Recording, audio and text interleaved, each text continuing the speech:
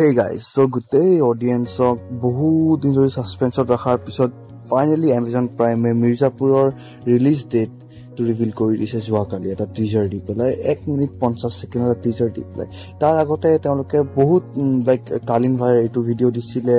আৰু গুড্ডু ভাইৰ ইনষ্টাগ্ৰামত চাব পাৰে আপুনি বহুত ভিডিঅ' আছিলে তাৰপিছত সেনেকৈ আৰু বিজয়ৰ ইনষ্টাগ্ৰামতো আছিলে গতিকে বহুত সাসপেন্স মানে তেওঁলোকে দি আছিলে তাৰপিছত এতিয়া বৰ্তমান ফাইনেলি ৰিভিল কৰিছে তাৰ আগতে তেওঁলোকে এইখন ফটো ৰিভিল কৰিছিলে এইখন ফটোত তেওঁলোকে কৈছিলে যে এইখন ফটোত মানে মিৰ্জাপুৰৰ সিজন 3 ৰিলিজ ডেট আছে যদি বিচাৰিব পাৰে বিচাৰি লওক আৰু কোনে কোনে বিচাৰিব পাৰিছিল মোক কমেন্টত ক'ব মই বিচাৰিছিলো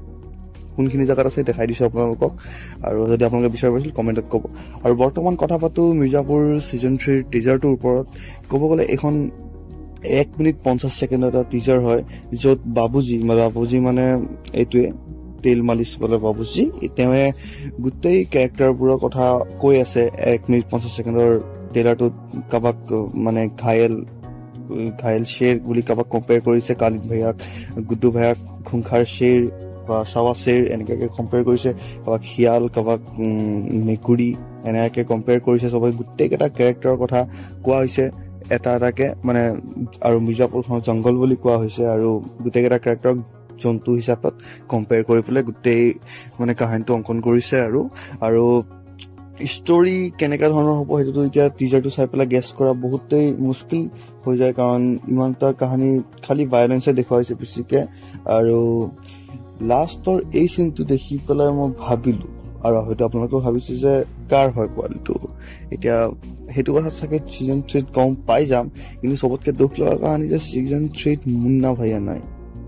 আৰু মুন্না ভাইয়া অবিহনে মিৰ্জাপুৰ কেনেকা হ'ব বা এতিয়া হেতু চাবলগীয়া হ'ব কিন্তু আপোনালোকে